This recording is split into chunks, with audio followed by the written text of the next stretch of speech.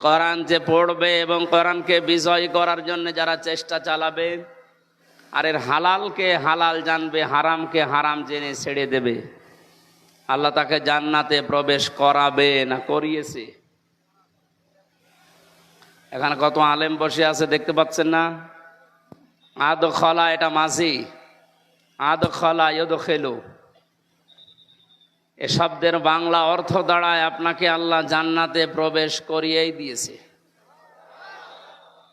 এখানে ফাইল বা কর্তা নবীজি না, আমির হামজা না, সরাসরি আল্লাহ। আদখলাহুল্লাহুল জান্নাহ, আল্লাহ নিজে দায়িত্ব নিয়ে আপনাকে জান্নাতে প্রবেশ করাবে। এখানে শর্ত পেয়েছি আমরা 4টা। কয়টা বলেন তো? এটা একটা ক্লাস চলছে, কোরআনে কারিমের 1-1.5 ঘন্টা ক্লাস হবে এখানে। যেভাবে ক্লাসে জবাব দেওয়া লাগে ওইভাবে জবাব দেবে। এক ছেলে এসে কাঁদছিল বাবার কাছে, ওই ছেলে কাঁদিস কেন? কথা বলছে না। কি হয়েছে? কথা বলছি না, কাঁদিস? রেজাল্ট দিয়েছে।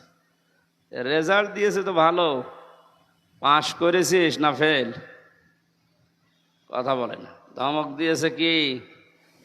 বলছে আব্বা পাস ফেল করলেও তো কথা ছিল, ছিলাম 5-এ, নামিয়ে দিয়েছে 3।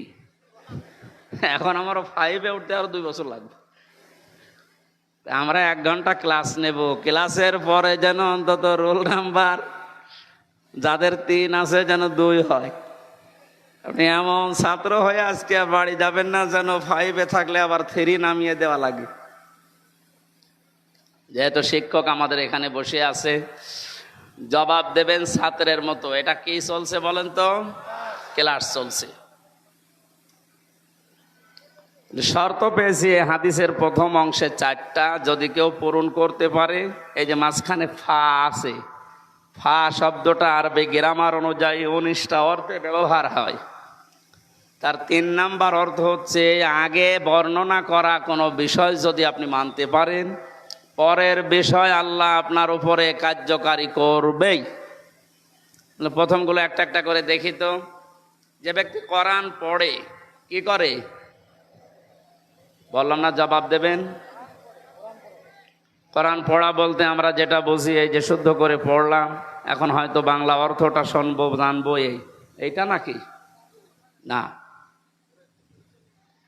সূরা বাকারার 123 নম্বর আয়াতে আল্লাহ রাব্বুল আলামিন জানিয়েছেন, 21 নম্বর আয়াত, আল্লাযীনা আতাইনাহুমুল কিতাবা ইয়াতলুনাহু হাক্কা তিলাওয়াতি। আমি যাদেরকে কিতাব দিয়েছি কোরআন, এ কোরআনে কারিম তারা হক আদায় করে তেলাওয়াত করে পড়ে। উলাইকা ইউমিনুনা বিহি, এই মানুষগুলো আমি আল্লাহর কোরআনে বিশ্বাস করে। তাহলে শব্দটা কি পেলাম? যারা কোরআন হক আদায় করে পড়ে আল্লাহর ভাষায়, এই মানুষগুলোই কোরআনে বিশ্বাসী। ওমা ইয়াকফুর বিহি ফাউলাইকা হুমুল খাসিরুন, যারা হক আদায় করে পড়ে না, এ কোরআন তারা অস্বীকার করে, বিশ্বাস করে না, এই মানুষগুলো ক্ষতিগ্রস্ত। এটা বাংলা অর্থে আমরা পেলাম যে কোরআন বিশ্বাস করার জন্য এটা হক আদায় করে পড়া শর্ত। এখন হক আদায় কি? যতগুলো তাফসির আছে হক আদায় করে পড়ার ব্যাপারে মুফাসসিরিন ইকরাম 4টা শর্ত লাগিয়েছেন। কেউ যদি কোনো বিষয় পড়তে চায় আর যদি বলে আমি হক আদায় করে পড়বো, কয়টা শর্ত মানা লাগবে? 1 নম্বরে ওইটা পড়তে হবে শুদ্ধভাবে, অশুদ্ধ পড়লে অর্থ পাল্টিয়ে যাবে। তাহলে যে কোনো বিষয় কেউ যদি পড়ে, কিভাবে পড়া লাগে বলেন না কেন? 2 নম্বরে পড়লেই হবে না, ওইটা পড়তে হলে আপনাকে আগে বোঝা লাগবে যে আমি কি পড়ছি। আমি ক্লাস 2-তে না 3-তে একটা ছোট বাচ্চাকে পড়াতাম, ওই সময় যখন 9-10-এ পড়তাম। ওরে পড়াচ্ছিলাম যে আমাদের ছোট নদী চলে বাঁকে বাঁকে। ও আমারে উল্টা প্রশ্ন করছে, স্যার যে ময়াকার দয়কার র আমাদের লিখতে যে 4টা অক্ষর লাগে, কেন লাগে বলেন তো? ও সাদা তো আমি নিজেই জানি না। আমাদের লিখতে যে 4টা অক্ষর কেন লাগে আপনারা জানেন?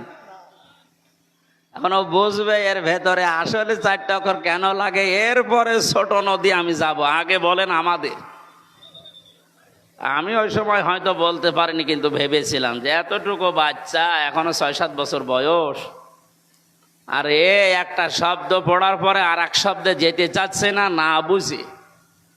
কোরআন যারা আমরা পড়ি, যদি ওই বাচ্চার মতো চিন্তা ভাবনা করে পড়তাম, আমরা হক আদায় করতে পারতাম। কিন্তু এরকম মানুষ দেশে কম না বেশি? কম মানে নেই।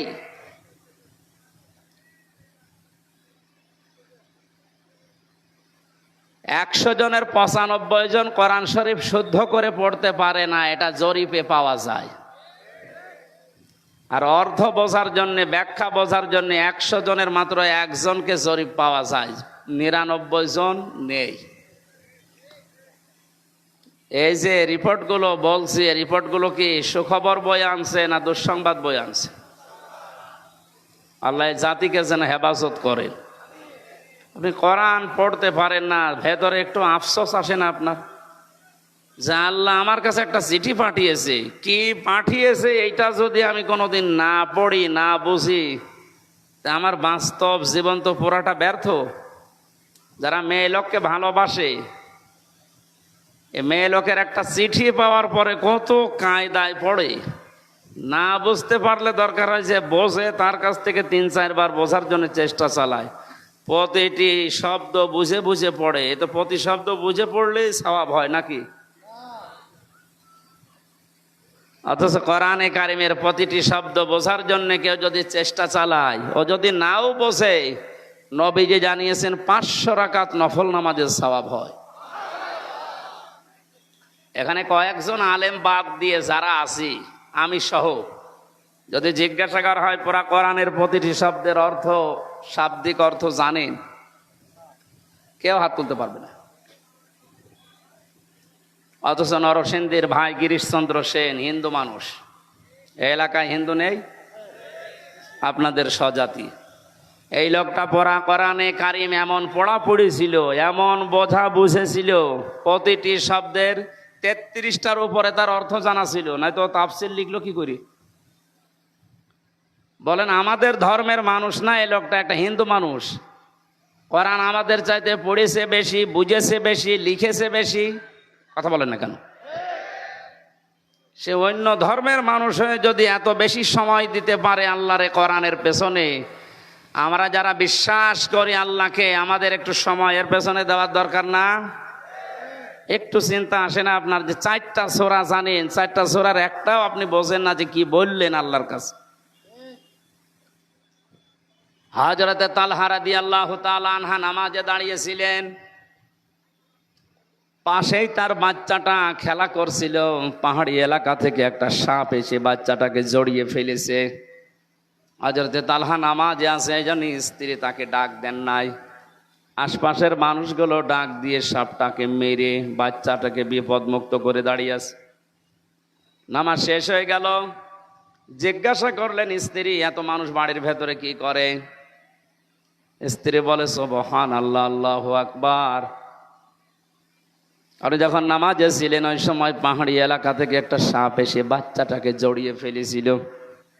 আপনি নামাজে আছেন, এর জন্য আমি কিছু বলি না, আশপাশের মানুষজন ডাক দিয়ে সাপটাকে আমরা মেরে ফেলেছি, বাচ্চাটাকে এখন বিপদ মুক্ত করে আমরা বসে আছি। ও স্বামী, এতগুলো কাজ সব তো আপনার সামনেই ঘটছিল, একটা বারের জন্যও কি নজর আপনার ওইদিকে যায় নাই? হযরতে তালহা বলেন, স্ত্রী, আমি যখন নামাজে ছিলাম আমার মালিকের সাথে আমার কথা হচ্ছিল। আমি যখন বলছিলাম আলহামদুলিল্লাহি রাব্বিল আলামিন, আমার যে মনে হচ্ছে আমার আল্লাহ মনে হয় এ কথার জবাব আমার কানের মধ্যে শুনিয়ে দিচ্ছে। স্ত্রী নামাজে দাঁড়িয়ে আল্লাহর সাথে যখন কথা হয়, যদি মন এদিকে ওদিকে চলে যায়, ওই নামাজ আর নামাজ থাকে না। কি বুঝে পড়ছিলেন নামাজে বলেন আপনি? আমাদের তো এরকমই পড়া হয় নাকি? এখানে হক আদায় করে পড়ার 3 নাম্বার অর্থ হচ্ছে আপনি যে জ্ঞান ওখান থেকে পাবেন ওই প্রাপ্ত জ্ঞানের ওপরে প্র্যাকটিক্যাল লাইফে আপনি মিলাবেন, সেট করবেন। আপনি যতটুকু জানবেন অতটুকুই বাস্তব জীবনে আপনাকে সেট করা লাগবে। আপনি পড়তেছেন বসে বসে, আরো আইতাল্লাযী ইউকাযযিবু বিদ্দীন ফাযালিকাল্লাযী ইয়াদউল ইয়াতীম ওয়ালা ইয়াহুদ্দু আলা তুআমিল মিসকিন। হঠাৎ একজন ফকির, একজন ভিক্ষুক এতিম এসে আপনার কাছে সাহায্য চেয়েছে, আপনি তেলাওয়াত করছিলেন। আপনার উচিত ছিল এই তেলাওয়াতকৃত আয়াতের যে অর্থ, যে ব্যাখ্যা, যে শিক্ষা, এটা আপনাকে এই মুহূর্তে কাজে লাগানো। আল্লাহ পাক এখানে জানাতে চাইলেন, হে নবী, আপনি কি ওই সমস্ত মানুষদেরকে দেখেছেন কিয়ামত হবে এটা বিশ্বাস করে না এরকম মানুষ? নবীজি বললেন, কই, আমার সামনে যারা আছে এরা তো মনে হয় সবই কিয়ামতে বিশ্বাসী। আল্লাহ পাক এখানে কয়েকটা গুণ দিলেন, বললেন না যে মানুষগুলো ইয়েতিমের গলায় ধাক্কা দেয়, মিসকিনদেরকে খাবার দেয় না, খাবারের ব্যবস্থা করে না, উৎসাহ দেয় না মানুষকে, এরা আর যাই করুক আমি আল্লাহ বলছি এগুলো কিয়ামত বিশ্বাস করে না। তাহলে আপনার এই আয়াতের আমল ছিল কি? আপনি যখন পড়ছিলেন, একটা ভিক্ষুক, একটা ইয়েতিম অসহায় যখন এসেছে, আপনার সাধ্য অনুযায়ী তাকে কিছু না কিছু দেওয়া, এ আয়াত তো আপনাকে তাই বলছিল।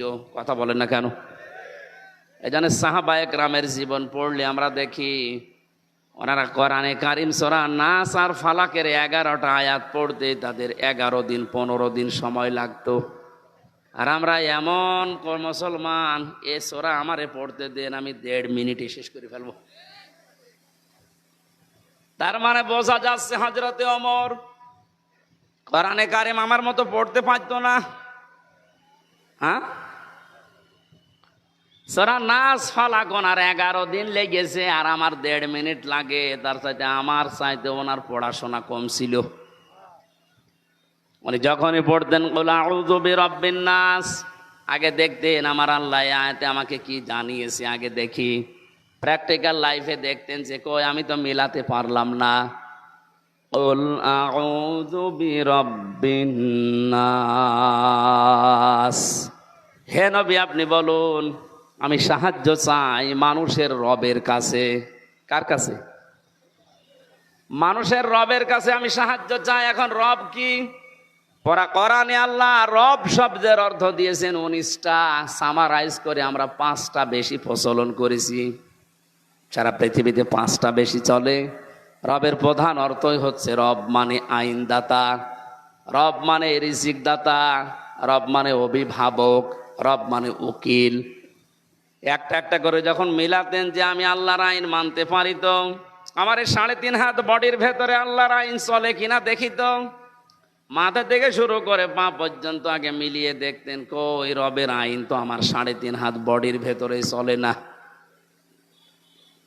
বিশ্বনবী মুহাম্মদুর রাসূলুল্লাহর যে চুলের কাটিং ছিল, আমাদের অনেকেরই ওই রকম চুলের কাটিং নেই।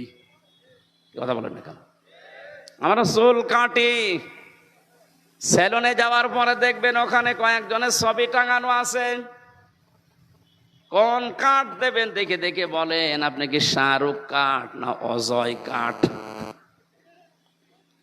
কোন দোকানে আজ পর্যন্ত এটা লেখা থাকে না যেখানে সুন্নাত অনুযায়ী চুল কাটা হয়। পেয়েছেন? এখানে অজয় কাট দেওয়া হয়। এর সাথে কাটিং মিলে গেলে তো আপনি জান্নাতের মাঝখানে যাবেন।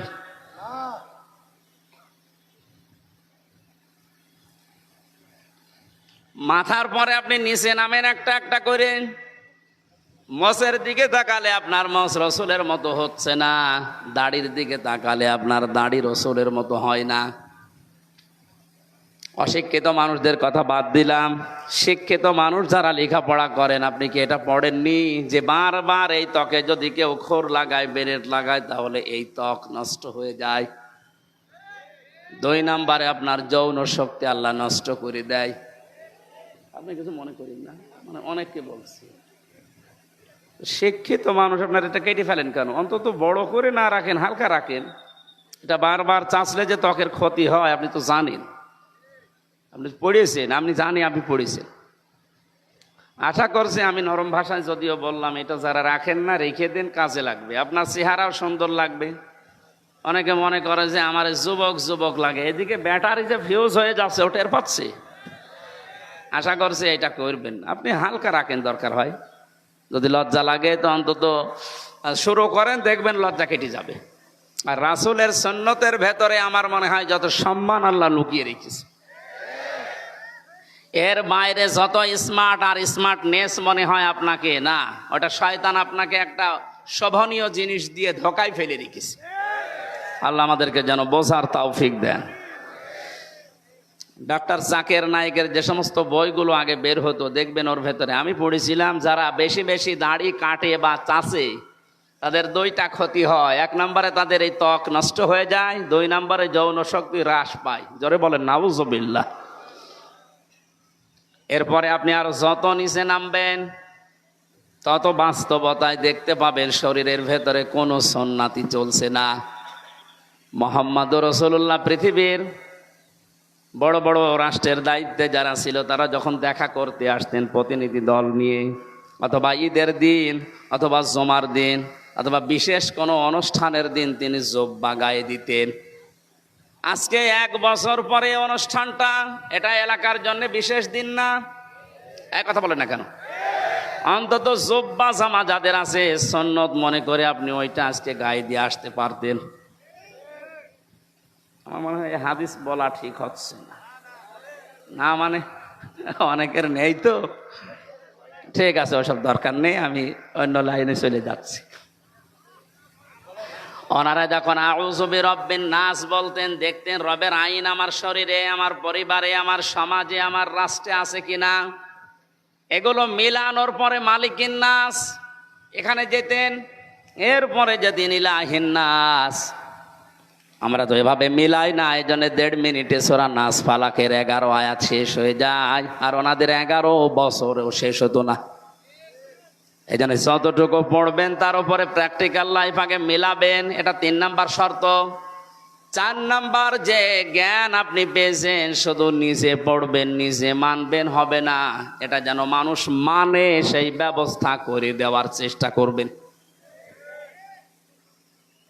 বাংলাদেশের আলেমদের উস্তাদ, মাথার তাজ আল্লামা শাহ আহমেদ শফি রহমতুল্লাহ আলাইহি যতদিন পর্যন্ত কোরআন পড়েছিলেন এদেশে তার কোনো শত্রু ছিল না। না না, আন্দাজে বলেন কেন? কেউ ছিল না, ওনার কেউ চিনতো না।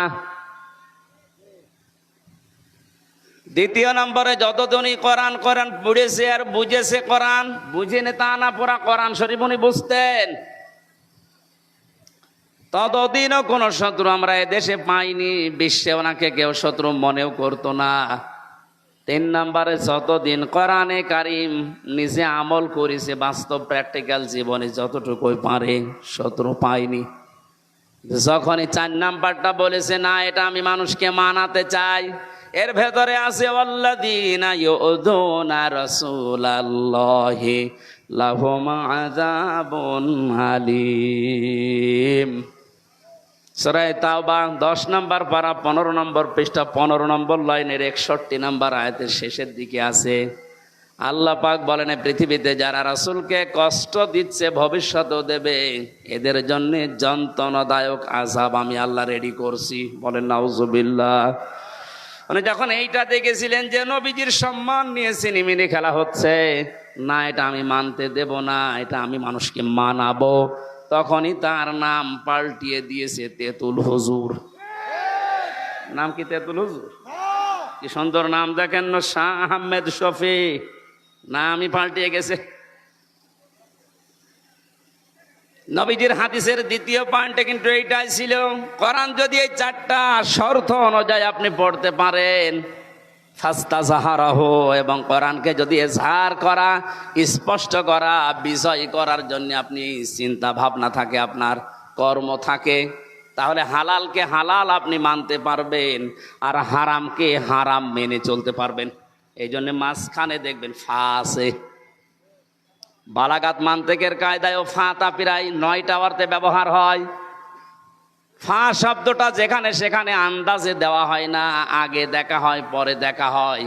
দেখতে পাওয়া যায় যে আগের শর্তগুলো যদি কেউ মেনে নিতে পারে, সত্যি সত্যি তখন ব্যাখ্যা দেওয়ার জন্য মাঝখানে ফা লাগানো হয়। নবীজির প্রতিটা শব্দ গবেষণামূলক, এমনিতে ফা না দিলে অর্থ হয়ে যেত।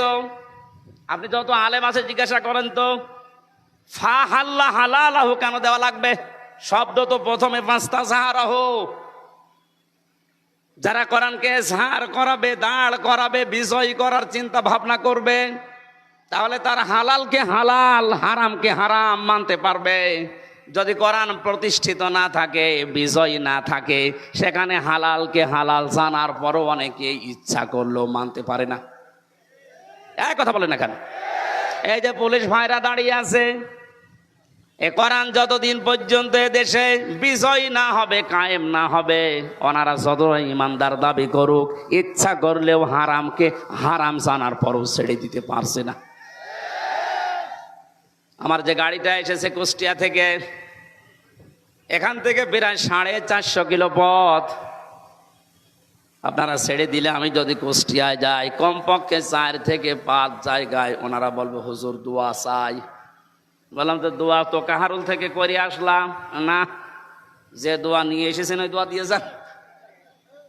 এখন যদি 4-5 জায়গায় যদি শুধু দোয়া দিতে দিতে যায়, এখানে দোষ আপনি ওনাদের না, কখনো ওনাদের দোষ নেই। এখান থেকে একেবারে উপর পর্যন্ত আল্লাহর ওলি যারা বসে আছে। এখন যদি বলেন ইনারা না ইচ্ছা করলেও পারবে না, এটা কিন্তু জানে যে এটা হারাম। কারণ কোন মানুষের জিনিস না বলে খাওয়া, না বলে নেওয়া, এর নাম চুরি, এর নাম কি? আর কারো মন থেকে কোনো জিনিস যদি দিতে না চায়, জোর করে নেওয়া হারাম। আমি তো এমনি এমনি দোয়া দিয়ে দিয়েছি নাকি? এখানে কোরআন যদি এজহার না থাকে, কায়েম না থাকে, আপনি ইচ্ছা করলেও হারামকে হারাম জানার পরও ছেড়ে দিতে পারবেন না। আপনাকে বাধ্য করবে ওই পরিবেশ। হালালকে হালাল জানার পরও আপনি মানতে পারবেন না, এমন এমন পরিবেশ তৈরি হবে, আপনি ইচ্ছা করলেও হালাল জানার পরও ধরতে পারবেন না, ছেড়ে দেওয়া লাগবে। নবীজির শব্দটা চয়ন দেখেছেন যারা কোরআন পড়ে আর কোরআনকে প্রতিষ্ঠিত করা, দাঁড় করা, বিজয় করার চিন্তা ভাবনা করে দুনিয়ায়, তারা হালালকে হালাল জেনে মানতে পারে, হারামকে হারাম জেনে মানতে পারে। আল্লাহ পাক যেন তাকে জান্নাতে প্রবেশ করিয়েই দিয়েছে, করাবে তা না। আদখালাহুল্লাহুল জান্নাহ। তাহলে আজকে থেকে যদি জান্নাতে যেতেই চায়, হাদিসের ওপরে আমল করার দরকার নেই। এর পরবর্তী শব্দ তো আরো আরো আরো শক্ত, আরো সুসংবাদপূর্ণ শব্দ। সাফারাহু ফি আশারাতিম মিন আহলি বাইতিহি কুল্লুহুম ক্বাদ ওয়াজাবাত লাহুন নার। নবীজি বলেন তাকে তার পরিবারস্থ 10 জনের ব্যাপারে আল্লাহ সুপারিশ করার ক্ষমতা দেবেন, যাদের জন্য জাহান্নামে যাওয়া ওয়াজিব হয়ে গিয়েছিল। এ বিশাল সুসংবাদ আল্লাহ তাদেরকে দেবেন। এ হাদিসের এই 4টা পয়েন্টে যারা দুনিয়ায় মেনে চলবে, আল্লাহ আমি সহ প্রত্যেককে প্র্যাকটিক্যাল লাইফে মেনে চলার তৌফিক ভিক্ষা দাও, বলেন আমিন। দরুদ আর সালাম পড়ে আমরা আরম্ভ করছি। আজকে আমার আলোচনার বিষয় কিয়ামতের ভয়াবহতা। কি বললাম? কঠিন অবস্থাপূর্ণ একটা দিন আমাদের সামনে অপেক্ষা করছে। মাস্ট বি, এটা আসবেই, নাকি আমাদের জীবনে বাদ দিয়ে? আল্লাহ রাব্বুল আলামিনের ভয়াবহতা বর্ণনা করতে গিয়ে সূরা মারিজে, সূরা হাক্কাতে, সূরা কারিয়ায় এত বড় কঠিন কঠিন কঠিন শব্দগুলো তিনি চয়ন করেছেন।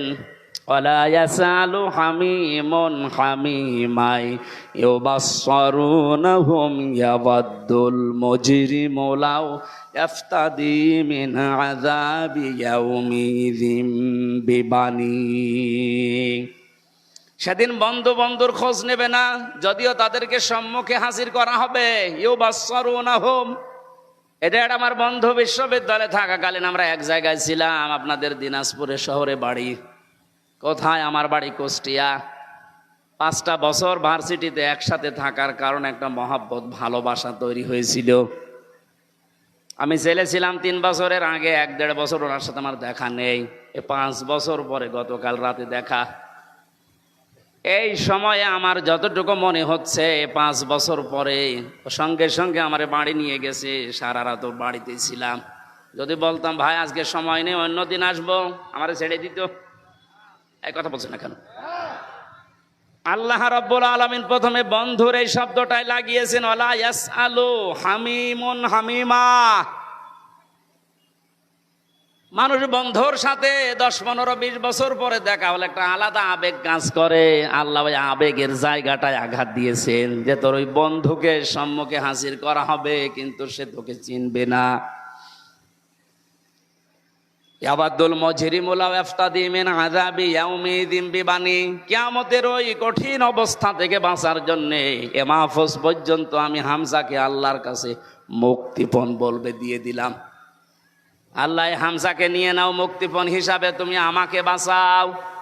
শুধু হামজা না, সাহিবাতিহি ওয়া আখি, ওর বউকে দিতে চাইবে, ওর ভাইকে দিতে চাইবে, বলবে বউ ভাই সব দিয়ে দিলাম। অফাসিলাতি হিল্লাতি তৌবি, জ্ঞাতি গোষ্ঠী যারা তাকে আশ্রয় দিয়েছে রাজনৈতিকভাবে, সামাজিকভাবে, পারিবারিকভাবে, তাদেরকেও বলবে আল্লাহ দিয়ে দিলাম। শেষ আয়াত আরো কঠিন হলো, অমাং ফিল আরদি জামিআন সুম্মা ইউজি। আল্লাহ পাক বলেন দুনিয়াতে যত কিছুর মালিক ছিল নামে বেনামে সব আমি আল্লাহকে বলবে আল্লাহ দিয়ে দিলাম, আমাকে বাঁচাও। সুম্মা ইউজি, এরপরও আমি নাজাত চাই। আল্লাহর পরের শব্দটা এত ভয়ঙ্কর শব্দ লাগিয়েছেন, কাল্লা, কখনোই হবে না, কখনো না। এই যে যতগুলো মানুষকেও দিতে চাইলো মুক্তিপণ হিসাবে, আমি হামজা সহ, বউ সহ, ভাই সহ, জ্ঞাতি গোষ্ঠী, সন্তানাদি, দুনিয়ার সব সম্পদ সহ, আল্লাহ জবাব দিচ্ছেন কাল্লা, না, ইন্নাহা লাযা, তোকে আমি লাযা নামক জাহান্নামের যে দরজা আছে ওইটা দিয়ে প্রবেশ করাবো। বলেন নাউযুবিল্লাহ। জাহান্নামের যে বিশাল কঠিন কঠিন দরজা আছে তার ভেতরে লাযা একটা, খুব ভয়ঙ্কর দরজা এটা। আয়াতের পরবর্তীতে আল্লাহ 2টা চরিত্রের কথা জানিয়েছেন, যাদের ভেতরে দুনিয়াতে এই 2টা গুণ থাকবে তাদেরকে লাযা নামক দরজা দিয়ে আল্লাহ নিজে জাহান্নামে প্রবেশ করাবে। নাযাআতাল লিশাবা তাদউ মান আদবারা ওয়া তাওয়াল্লা ওয়া জামাআ ফাআওয়া। জাহান্নামে লাযায় প্রবেশ করার পরে অবস্থা আল্লাহ বলেন কেমন হবে জানো? আগে চামড়া খসে পড়ে যাবে। দিনাজপুরের মুসলমানেরা, অন্য জাতির মানুষেরা কোন একটা ঘর আল্লাহ বানিয়েছে যে ঘরে প্রবেশ করলে চামড়া খসে যায়? এই সাধারণ ঘর? বলেন। আমি 3 বছর আগে যেখানে রিমান্ডে ছিলাম 10 দিন, ওনাদের যে সিস্টেমগুলো, যে যে অপরাধ করে তাকে ওই রকম জায়গায় নিয়ে শাস্তি দিয়ে কথা বের করে। পাশে যাকে নিয়ে গেল আমি বললাম ভাই আপনার সাথে কি করেছে? বলে আমারে এমন জায়গায় নিয়ে গিয়েছিল যে এই সমস্ত নখগুলো তুলে ফেলেছে। ওর মামলাও কঠিন, অস্ত্র নিয়ে ধরা পড়িস।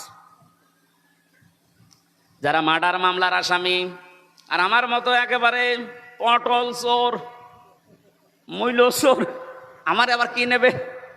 তাও কিছু জিনিস আমার দেখিয়েছিল যে এইগুলো দিয়ে বিভিন্ন জিনিস তোলা হয়। তারপরও তো আমার কোনো জায়গার চামড়া ইনশাল্লাহ ওঠেনি। বলেন তো আল্লাহ কি ঘরের বর্ণনা দিলেন? নাযাআতাল লিশাবা, ও ঘরে প্রবেশ করলে আপনার চামড়া আগে খসে পড়ে যাবে। তার মানে চামড়া খসানোর অনেক জিনিস সেখানে আছে। যে 2টা গুণের কথা আল্লাহ আয়াতে দিয়েছেন, যারা সত্যকে সত্য জানার পরে এদবার করে, মুখ ফিরিয়ে চলে যায়, অহংকার করে, এটা তো মুসলমান না। অন্য জাতির লোক যারা আছেন, সত্যকে সত্য জানার পরে আপনার মুসলমান হওয়া লাগবে তা না, আপনার বিবেক আছে, আপনি তো মানুষ। সত্যকে সত্য জানার পরে কোনো মানুষ যদি এদবার করে, মুখ ফিরিয়ে চলে যায়, অহংকার করে, আর দুনিয়াতেও জামা ফাওয়া, সম্পদ আদি জমা করে রাখে আর বারবার সংরক্ষণ করার চেষ্টা চালায়, এই 2টা গুণ চরিত্র যাদের ভেতরে আছে আমার আল্লাহ তাদেরকে লাযা দিয়ে প্রবেশ করাবে। বলেন নাউযুবিল্লাহ। এর আগে যে ময়দানে মাহশারের যে বিশাল বর্ণনার কথা আছে, সন্তান পেট ফেটে বের হয়ে যাবে, শিশু বাচ্চার কথা, দুধের কথাও মনে থাকবে না, মানুষের মাদের মতো ঘোরাফেরা করবে। এ কঠিন কঠিন বর্ণনা দিতে গিয়ে আমার আল্লাহ বলেন কিয়ামতে এই বাস্তবতায় আমি বিচার ব্যবস্থাকে 3টা শ্রেণীতে ভাগ করব। আল্লাহর বিচার ব্যবস্থা 3 শ্রেণীতে। কয় প্রকার? বলেন বলেন। সূরা বাকারার 281 নম্বর আয়াত আমরা পড়েছি। আয়াতের ভেতরে আল্লাহ ওইটা জানাচ্ছেন, ওয়াত্তাকু ইয়াওমান তুরজাউনা ফীহি ইলাল্লাহ। তোমরা ভয় করো, শুধু হামজা একা না, ওয়াত্তাকু বহুবচন, এটা সবাই মিলে ভয় করো। ইয়াওমান, ওই দিনকে, যে দিনের বর্ণনা এতক্ষণে 4-5 মিনিট দিলাম। এত বড় কঠিন ভয়াবহ অবস্থা আল্লাহ ওই দিনে বানাবেন। আমরা যেভাবে গণনা করি 1 2 3 4 5 6 খামসিনা আলফা সানা মিম্মা তাউদ্দুন, আল্লাহ বলেন কিয়ামতের একটা দিন হবে দুনিয়ার হিসাবে 50,000 বছরের মতো লম্বা। এ বিশাল দিনে মানুষ দাঁড়িয়ে থাকবে, সূর্যটা আসবে মাথার আধা হাত উপরে, তামা হয়ে যাবে মাটি, টকবক করে ফুটতে থাকবে মগজ, নাক কান দিয়ে বয়ে বয়ে পড়বে। পুরা ময়দানে একটাই মাত্র আওয়াজ থাকবে, পানি চাই। কি চাই? 42 ডিগ্রি 43 ডিগ্রি চলছে, এই কারণে প্রতিদিন 4-5 কেজি করে অনেকে পানি খাচ্ছে। তারপরও এটা কত দূরে সূর্যটা, তখন আসবে মাত্র আধা হাত বা এক বিঘত উপরে। এ কঠিন অবস্থাতে মানুষ একটাই আওয়াজ দিতে থাকবে সারা ময়দানে, পানি চাই, পানি চাই, পানি চাই। আল্লাহ পাক বলেন ভয় করো ওই দিনটাকে, তুরজাউনা ফীহি ইলাল্লাহ, যেদিন সবাইকে আমি আল্লাহর কাছে ফিরে যাওয়া লাগবে। সুম্মা তুওয়াফা কুল্লু নাফসিম মা কাসাবাত ওয়া হুম লা ইউজলামুন, প্রত্যেককেই তার উজরত পারিশ্রমিক পরিপূর্ণ করে দেওয়া হবে, কারো উপরে আমি আল্লাহ জুলুম করব না। বলেন সুবহানাল্লাহ। এবার আমরা আয়াতের তাফসিরে প্রবেশ করছি। আপনারা আছেন তো, নাকি সাপের কাহিনী শুরু করব? আপনি তাফসিরুল কোরআন মাহফিল লিখে দিয়েছেন, এর জন্য আমরা এইদিকে আগাচ্ছি। ঘড়িটা খুলে এখানে রাখ, আজান দিয়ে দিয়ালে এবার বলেন।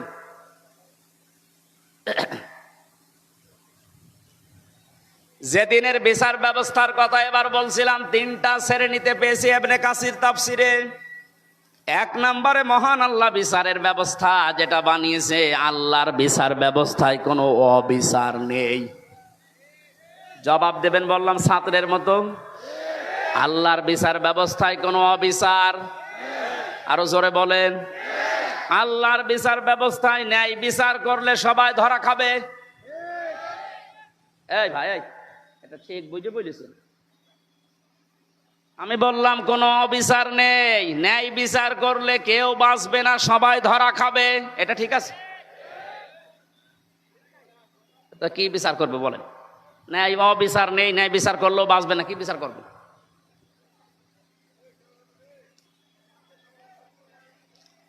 আল্লামা ইমাদউদ্দিন রহমতুল্লাহ আলাইহি তাফসির করতে গিয়ে আয়াতের ইয়াউমান এই শব্দের ব্যাখ্যায় ভয়াবহতা আগে তিনি উল্লেখ করেছেন।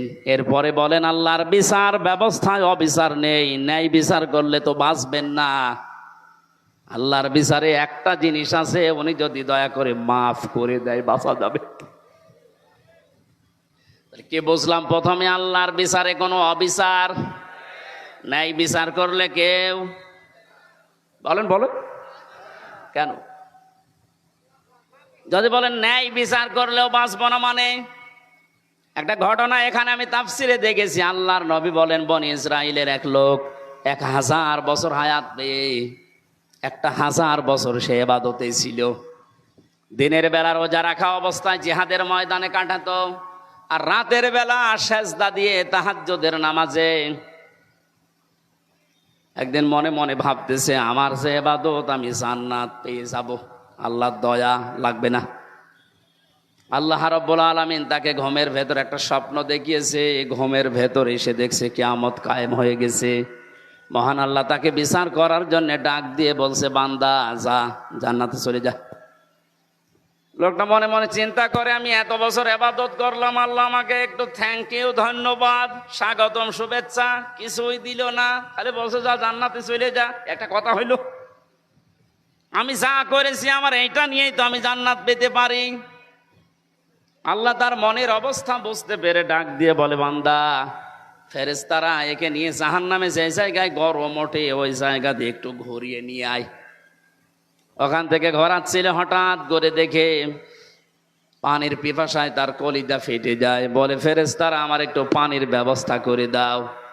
ফেরেশতারা বলছে, এখানে ফ্রি পানি পাওয়া যাবে না, পানি পেতে হলে তোমার ইবাদতের কিছু আমাদের দেওয়া লাগবে। যা করেছে এতদিন অর্ধেক দাও। জীবন বাঁচে না, ইবাদত করবো কি, দিয়ে দিলাম অর্ধেক। পানি খাওয়ার পরে দেখবেন মানুষের প্রসাবের চাপ দেয়, পানি খেয়েই বলছে আমি প্রসাব করব। এখানে প্রসাব যেখানে সেখানে করা যাবে না, ব্যবস্থা আমরা করে দিতে পারি, বাকি যা আছে ইবাদত ওইটাও দিয়ে দেওয়া লাগবে।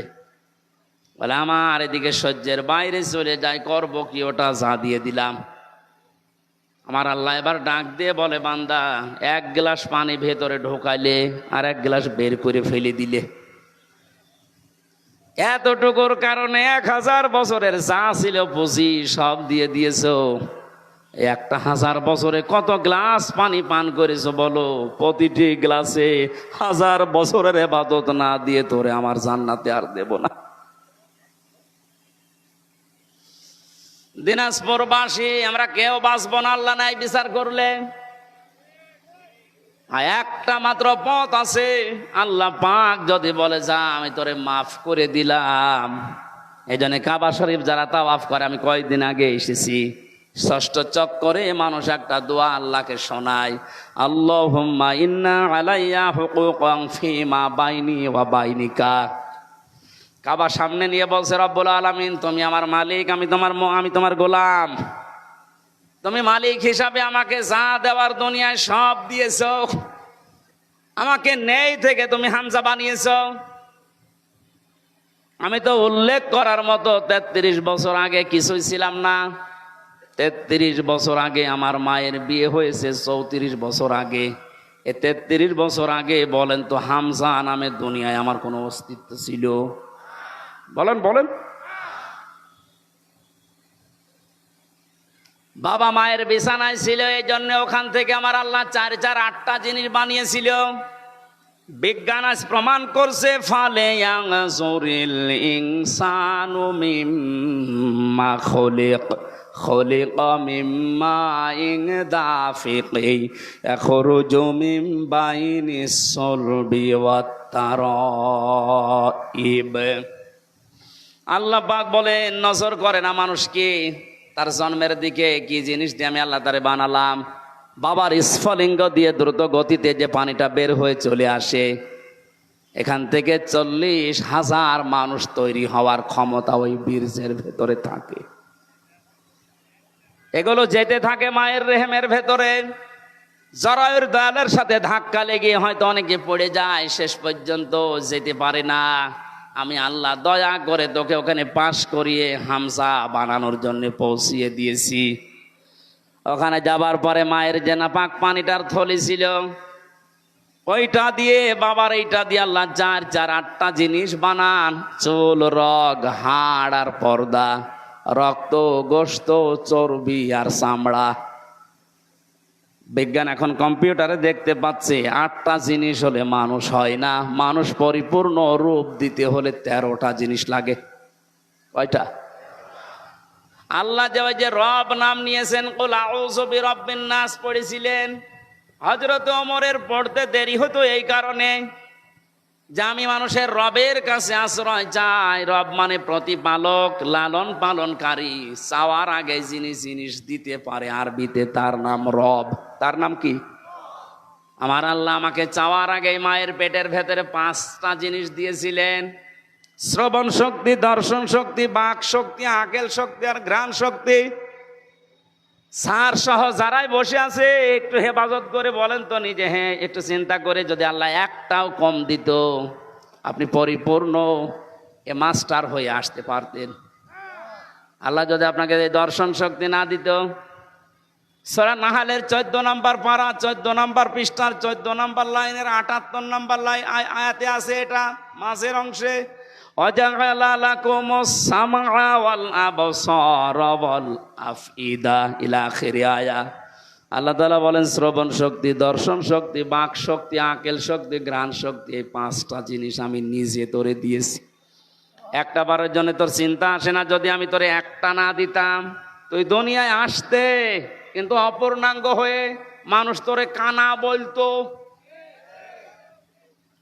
যদি এই দর্শন শক্তি, শ্রবণ শক্তি না থাকতো, আপনাকে মানুষ কালা বলে ডাকতো।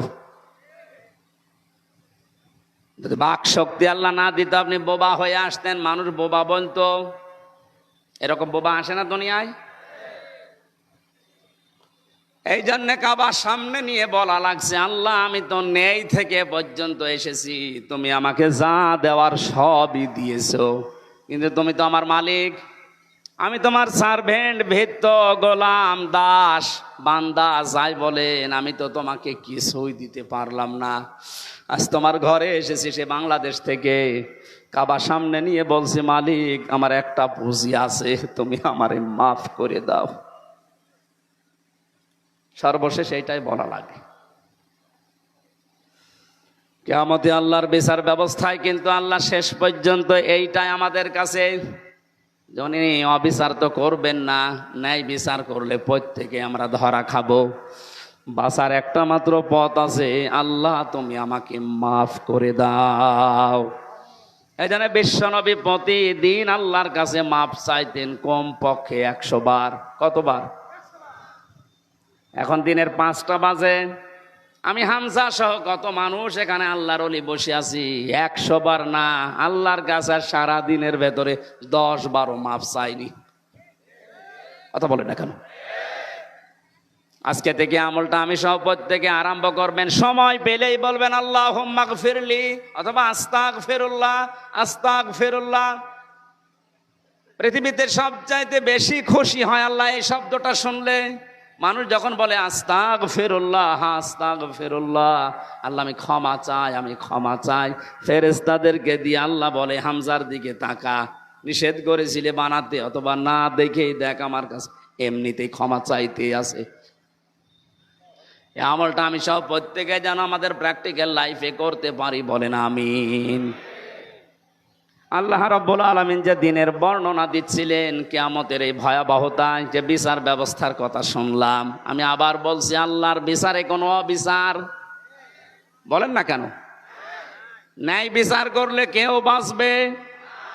বাঁচার একটা পথ আছে, আল্লাহর ক্ষমা। আল্লাহর বলেন বলেন তাফসিরে কাবীরের ভেতরে বেশি আল্লাহ রাব্বুল আলামিন বিচার ব্যবস্থা যখন শুরু করবেন, তার এই সিস্টেমে প্রতিটি মানুষকে আল্লাহ 3টা পর্যায়ে ডাকবেন।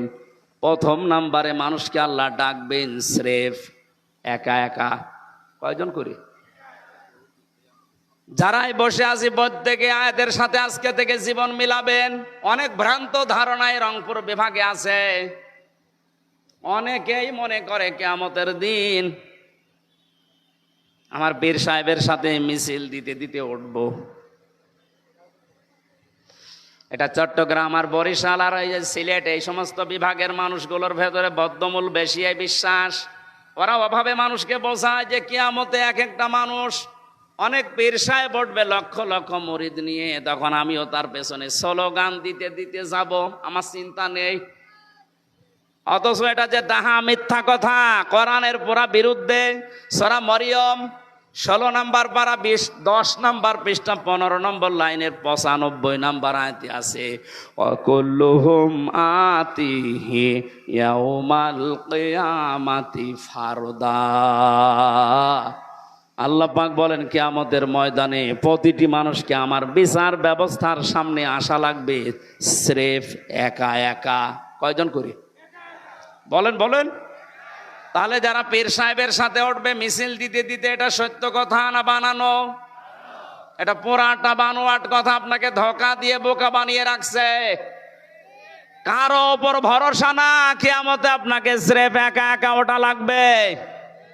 আপনি এবার নিজে ভাবেন, আপনি যখন উঠবেন একা একা, এমন কি তৈরি করে গেলেন দুনিয়ায় যে আপনি জবাব দিতে পারবেন বলেন?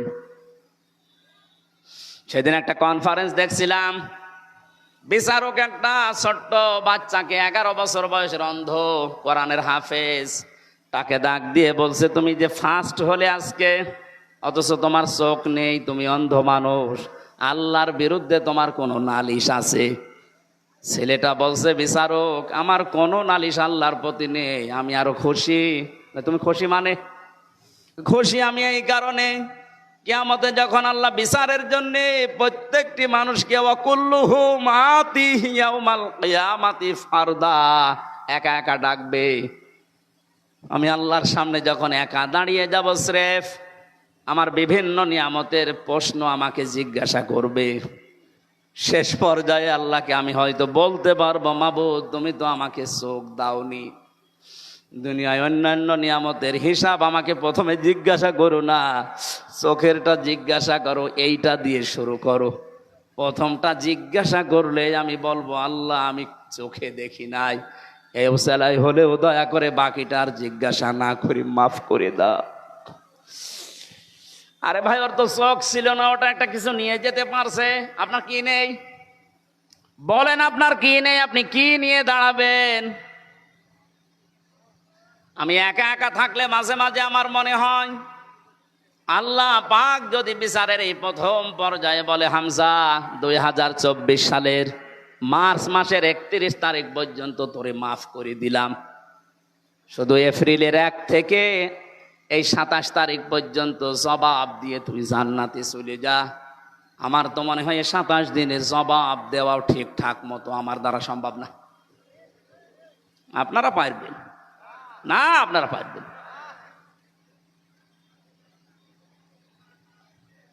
আমি হাসির খোরাকি দেয়নি, চিন্তার খোরাকি দিয়েছে। বড় কঠিন অবস্থা। আল্লাহ এমনি ভয় করতে বলে না এই দিনকে। দ্বিতীয় অবস্থায় আল্লাহ এবার আর একা ডাকবে না কোনো মানুষকে।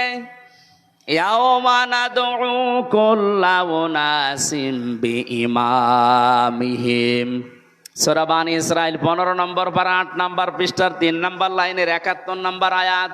এটা তাফসিরে ফি জিলালিল কোরআনে পাবেন। সাইয়্যিদ কুতুব রহমাতুল্লাহ আলাইহি লিখেছেন, কিয়ামতে এবার আল্লাহ প্রতিটি মানুষকে ডাকবে তার নেতার সাথে। কার সাথে? দিনাজপুরের মানুষেরা কোন ধান্দায় আছেন আমি জানি না, কিয়ামতে কিন্তু আপনাকে আল্লাহ নেতা সহ ডাকবে। দ্বিতীয় নম্বরে আপনার বিবেকে কি বলে? যে নেতার পেছনে আছেন ওকে যদি আগে ডাকে, এরপরে আপনাকে ডাকবে। আপনার মনে কি বলে? ওই লোকটাকে ডাকলে ওর যা সিরাত, ওর যা কর্মজীবন, বাস্তব অবস্থা, ওরে আল্লাহ মাফ করবে আপনার মনে হয়? বলছেন না, এখনই ধরা খাবে। ওর প্র্যাকটিক্যাল লাইফ দেখে যদি আপনার এখনই মনে হয় যে না আমি যার পেছনে আছি ওরে মাফ করার কথা না, কারণ ওর যা চরিত্র আমি তো জানি, তাহলে ওর পেছনে কিয়ামতে আমারে আল্লাহ ডাকবে, ওরে মাফ না করলে আমার তো মাফই নেই।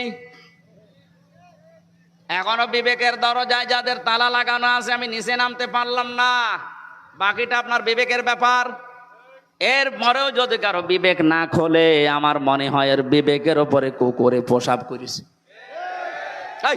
এটাও ঠিক বলছেন মানে? 3 নাম্বার যে অবস্থাটা, এবার এটা বলবো না আর, আজকে থাক। সব বলেন বলেন মানে আমার তো 15 মিনিট সময় আছে। ওই যে ওইটার জন্যই তো বলছি বলবো না। ওই যে টাকা পয়সা লাগবে এদের, ওরা আমার পেছন দিক থেকে হাওয়া দিয়েছে যে এটা রেখে দিন। না না, এটা না করলে এদের মাহফিল বন্ধ হয়ে যাবে।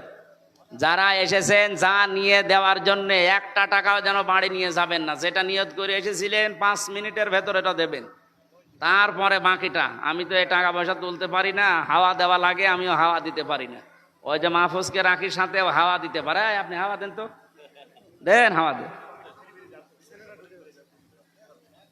না ভাই, এই যে যারা যাচ্ছে ব্যাজ লাগানো আছে, রঙিন গেঞ্জি গায়ে দেওয়া, যতটুকু পারেন আগামীতে যেন অনুষ্ঠানটা চালু থাকে, নাই তো ওদের সাহস হারিয়ে যাবে। আর আমি দাম্পত্য জীবনে মানুষের কি কলহ এবং এর সমাধান কি করে 2টা বই লিখেছিলাম, ওই যে বড় গাড়িতে আছে। আপনি নিয়ে আপনার মেয়েকে, আপনার বউকে, ফুফুকে, দাদিকে, মাকে দিয়ে দেবেন। অন্তত পারিবারিক জীবনে যেন ওদের কলহ বন্ধ হয়। পরকীয়া প্রেম এখন চলছে 180 মাইল বেগে, এটা যেন বন্ধ হয়। ওখানে 19টা টিপস দেওয়া আছে, বইটা যাওয়ার সময় নিয়ে যাবেন। আর মেয়েরা যদি নেন, পুরুষের জন্য একটা আছে, ওইটা পুরুষকে উপহার দেবেন। অন্তত আপনার বাদ দিয়ে অন্য জায়গায় যেন লাইন না করে।